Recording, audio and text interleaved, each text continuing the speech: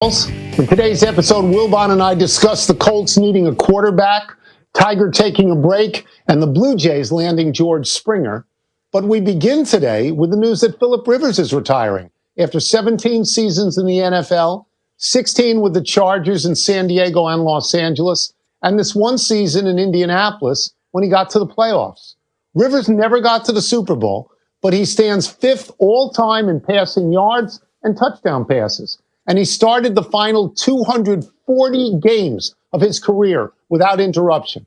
Rivers will now become a high school football coach in Alabama like his dad. Wilbon, how will you remember his career? Well, Tony, we automatically in any sport now, we begin to group people, right? And we associate certain people with certain folks. And in football, it's done by position, in a way that is probably not in the other sports. But I think of Warren Moon and Dan Fouts, guys who were prolific players who had long runs and played almost every game, and they piled up passing stats galore like Rivers did, but they didn't reach the Super Bowl. And then they reached the Super Bowl through no fault of their own. Their teams weren't good enough. They got close. Each of those three gentlemen got close, but didn't have the breakthrough to the Super Bowl, and Rivers the same way. Rivers sets himself apart because he ran his mouth a lot, which I could have done without. And I tend to like trash talkers, but I didn't take to that. But he was a prolific quarterback, Tony, and he will receive serious consideration for the Hall of Fame. Fouts and Moon, again, that to me shapes the category. I don't know if you've got other names you'd like to put in there as well. Well, I'll get to the Hall of Fame in a second, but in looking at Philip Rivers' career, I thought he was a very, very good player. What I will remember most is the odd way he delivered the ball, where he wound up and threw it as far as he could, and most of the time you thought it wasn't even going to get there, but it got there, especially with Antonio Gates, and it ended up in the end zone a lot. You talked about grouping people. Well, I'm going to group him as well. I'm going to group him with his draft class, and his draft class is Eli Manning and Ben Roethlisberger. They both got to multiple Super Bowls. They both won Super Bowls. I feel badly for Philip Rivers in this regard. To me, it's like Charles Barkley. It's everything but the ring, because the statistics are certainly there. And I thought he was a very good quarterback. I'll take the Hall of Fame issue. I'll add another name, Dan Marino, who never won a Super Bowl. If the comparables to Marino and to Moon and to Fouts are there, then he's going to get in. Because I don't think they hold it against you if you haven't won a Super Bowl. There are people who've won 2 Super Bowls who aren't in the Hall of Fame. You voted in that room for a long time. I did, 10 years. Philip Rivers, do you think he would get in? I think he will. I think it may take some push and pull. I don't know the constitution of the room anymore, how many people there are. And Tony, I'd hate to go because I know how hard the people in that room work and how seriously they take it. I don't want to go to East Coast bias, but there does seem to be some, and that might work in the favor, if there still is, in the favor of Manning. But, Tony, you mentioned 2 guys. When you mentioned Dan Marino and Charles Barkley, I find more comps there. Those guys got to their finals. Charles to the NBA Finals, Dan Marino to the Super Bowl, though they did not win. And they were blocked. Their path was blocked by the GOAT in their sports. So it's going to be interesting to see what happens with Rivers. He will receive serious consideration, and he should. It's a great career. I don't know how you do anything else but applaud, because you can't presume. Fran Tarkenton got to the Super Bowl. Jim Kelly, they got to the Super Bowl a total of 8 times. Or maybe Tarkenton got there 3 and Kelly 4. But so that's a lot of times and they didn't win. I'm gonna add this for Philip Rivers. The durability is amazing.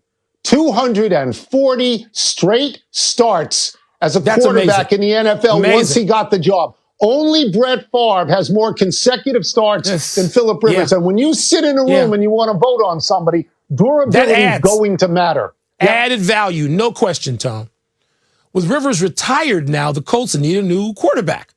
Head coach Frank Reich said just last week he wanted Rivers to return as a starter.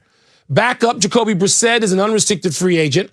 We've seen speculation that Reich would like to reunite with Carson Wentz, who he coached, coordinated in Philly. But the Eagles recently stuck with Wentz over Doug Peterson, as we know. So, Tone, where do you see the Colts going from here? So this is interesting to me. Let us review the Colts from last year. They are 11-5 and they make the playoffs. And Frank Reich, the coach, wants Philip Rivers to stay. But he retires. Okay, so unless they can talk Andrew Luck out of retirement and coming back, I knew you were going to go there. Quarterback. They're going to need a new quarterback. Now, Jacoby Brissett, they could keep him as a free agent. They could keep him. But in the years that he started there, and I want to get the numbers correct, though you hate numbers, he was 11-19 as a starter. So then you begin to look around. Is Deshaun Watson available? Is Jared Goff available? The biggest name out there that makes sense, of course, as you mentioned, is Carson Wentz. Would Carson Wentz want to play indoors for a guy he's played for before, or does he want to wait to see who the new coach is at Philadelphia? The other thing is this. He also coordinated for Nick Foles. Nick Foles probably available. He probably dumped in Chicago. Maybe Frank Reich would want him. Yeah, okay, what are your thoughts? My thought is a name you didn't mention. A name where you could get in a car and probably get to Indianapolis in about 4 hours from Detroit, Michigan, where there's a new coach and we don't know what's going on, and the Lions may not want to pay the freight, the big, huge number on Matthew Stafford. To me, of the people who are out there, including Carson Wentz, who I don't even put in a category with Matthew Stafford. Because if you ask me, fan of a team that needs a quarterback and won't be able to get this guy, I would take Matthew Stafford. Yes, Deshaun Watson's in a separate category. I don't think of the Colts as a team that so aggressively would make that kind of move. But if Detroit is willing to part ways with Matt Stafford, who's what, 31, 32, something like that, still some good years seemingly left in him, I'd go get Stafford in a heartbeat because Indianapolis is set up to win now. They need to plug in a veteran guy who's been in a bad place most of his career and is thinking, oh, my God, I've been freed. So, man, I would look at Stafford as one of those people in that group, even ahead of Carson Wentz. Somebody will get in my ear. I think he's probably older than 31, but I'm not sure. But what this illustrates with Rivers retiring, what it illustrates is how important a quarterback is, the most important position in all of sports. You look at the Colts. When Andrew Luck 1 year was 8-8, then he hurt his shoulder, and the next year they were 4-12. Then he came back and he was 10-6, and the next year he retired and they were 7-9. So 11-5 becomes 5-11 very, very quickly if you don't have a quarterback. Yeah. We move on. That's right. By the way, Tony, hold on. Tony, hold on. The people in my ear are quicker than the people in your ear. 32 years old, Matthew Stafford. Okay. All right. Okay. Tiger Woods has announced that he recently had a 5th surgery to his back. Tiger said he was experiencing discomfort after the PNC Championship he played with his son last month. The surgery was designed to remove a pressurized disc fragment that was pinching a nerve. Nota Begay said on Golf Channel that Tiger was hitting golf balls softly yesterday. So, Wilbon, big deal, little deal, no deal. Well, Tony, there are various elements here. I mean, that kind of surgery on your back is a big deal, period. I don't care what you do. I don't care if you're a mail carrier. If you do anything that requires your back to move and function, then it's a big deal. Now, when you add Tiger in there, all right, for context, and you say it was a bigger deal for anybody else with Tiger, it's probably a smaller deal for Tiger because he's been through this and things like it multiple times and has come back to win, and in a couple of cases win major championships. So it's less a big deal. But now, at 45 years old, all right, it becomes a bigger deal in that context. So it depends on the context you're talking about as to whether this is a huge deal, which it is in a couple of cases, not as huge a deal in others. I don't see any scenario where you would call it no deal. I don't. So I'm going to go back to the lead-in that I read because I wrote it, and I'm going to go back to the most important word in it to me, which is the word fifth. This is the 5th operation on his back. Yeah. It is the 4th operation of this specific kind on his back. The first one was 7 years ago. 4 operations of the same nature in 7 years indicates to me these operations are not working. Right? They're not working. At some point, we just talked about Philip Rivers retiring. At some point, we're going to have to talk about Tiger Woods retiring. Do I think it's now? No, I don't. But when you tell me his back hurt when he was playing with his kid, he's playing with his kid. He's not trying to kill the ball. He's not grinding. He's out there with his kid, and he feels discomfort in his back, and it requires an operation. Mike, I love Tiger Woods. I think he'll try to play the Masters this year. It may very well be the first tournament that he comes back and tries to play. But this is discouraging to me, and it makes me nervous. It's so many operations on the same body part, Mike. At what point do you say enough? I'm done. I'm done. Well, He'll get there, but Tony, I'm not going to say this means it doesn't work. Maybe it means it works for a small period of time. Maybe it works for a year and a half, and he has to go back and do it. Yeah, that's come on now. I know you wear that Doctor of Letters jacket on some shows for what's the word, but I know you didn't go to medical school. And so I'm going to say that, Tony, people have multiple knee surgeries, and it works for a while, and then they got to have it again. You and I have had that. What are you talking about? It works for a while, and then you go back and you say, Doc, in my case, Dr. Alejandro, light me up again. I need something down here on the right knee. So I don't know whether it works for him and for how long. But I tell you what, he's won major championships after the procedure, right?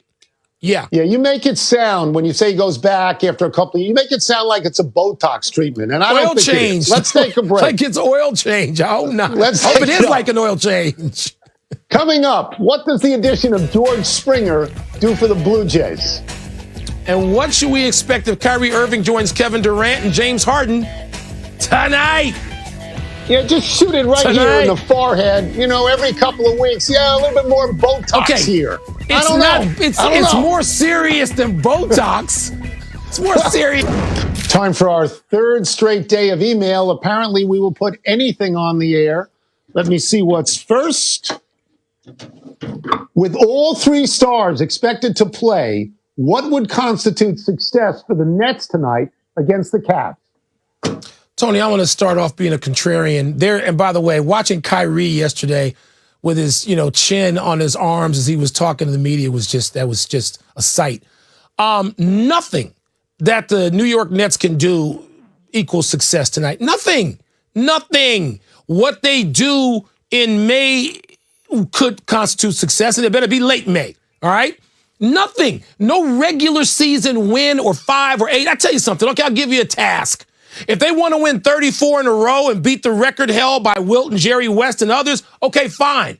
But short of that, it's April, May, June that will tell us whether or not the Nets are successful. That's it. So I have an answer to this question. Much like you, it has nothing to do with the result tonight. But I think what would constitute success for the Nets is if those three guys are talking to each other in the locker room after the game and nobody has punched Kyrie in the face yet. This is not about talent. They are great players. It's not about talent. It's about ego and who will get their ego down. What you cannot have is a clique of two against one person. And the only person I don't worry about is Kevin Durant, because he has played selflessly on a selfless team before. For years he's done it. He's not the one that I worry about. This is a referendum on Kyrie Irving. It's not even, you see how engaged Harden was the other night? This is about and will be about Kyrie. And this is another email. What does signing George Springer do for the Blue Jays?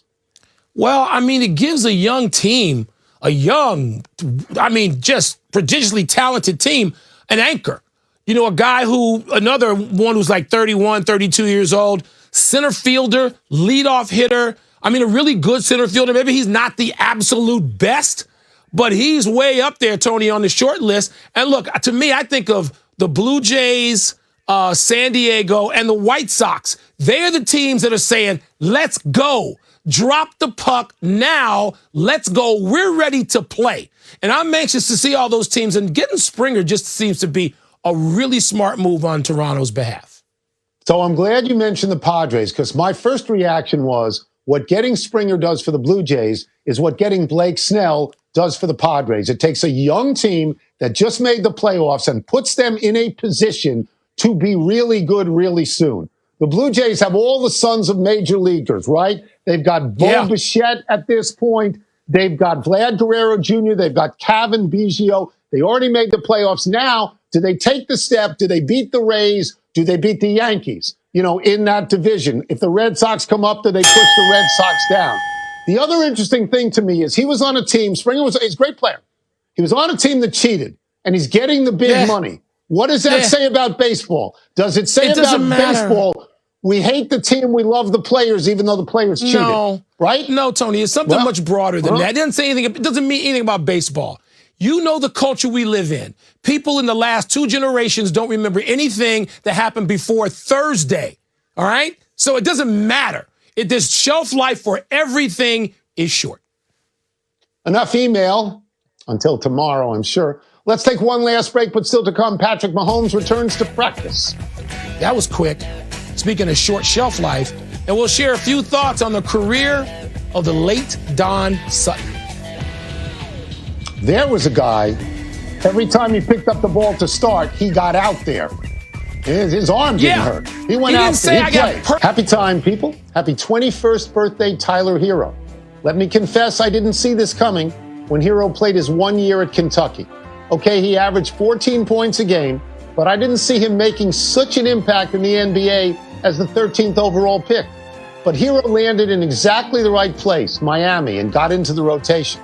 Coming off the bench last year as a rookie, Hero averaged 13.5 points and shot almost 39% from three. And then in that deep playoff run Miami made, Hero scored 16 points a game. Now in his second season, Hero is starting and averaging 17.6 points and shooting nearly 47% from the field. It's odd how it works with one and dones. It's hard to judge how good they're going to be in the NBA because one college season is such a small sample size. But Kentucky churns out NBA guards. John Wall, Devin Booker, Malik Monk, De'Aaron Fox, Jamal Murray, Shai Gilgeous-Alexander, Eric Bledsoe, and now Tyler Hero. Tony, I know John Calipari's in a little bit of anguish over this early season record with this Kentucky team, but look at how he prepares all those guys for the NBA. Happy anniversary to the Fox puck. On this day 25 years ago, Fox introduced a glowing puck in their NHL broadcasts in hope of drawing casual viewers to the fast-paced game. The idea was you could see the puck better if it glowed, like Rudolph's nose. Fox gave the puck a blue halo that was only seen by television viewers. It produced a tail when a shot was attempted, red if it was going 50 miles an hour, green if the speed reached 75. Purists hated the idea, of course, because purists hate everything different. When Fox lost the NHL rights in 1999, the glowing puck was lost as well. NBC does not use it. Maybe the glowing puck wasn't a success because it was before its time.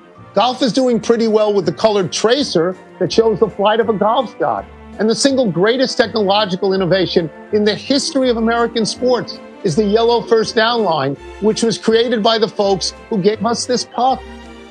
Tony, I don't want to watch golf without the tracer, and I never hear anybody complain about it. No, it's wonderful to watch. It is. A melancholy trails to Don Sutton. The Dodgers Hall of Fame pitcher died at 75. Sutton was the tortoise in the tortoise and the hare fable.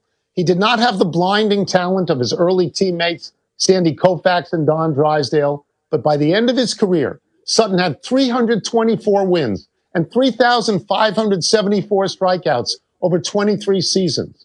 From 1966 to 1980,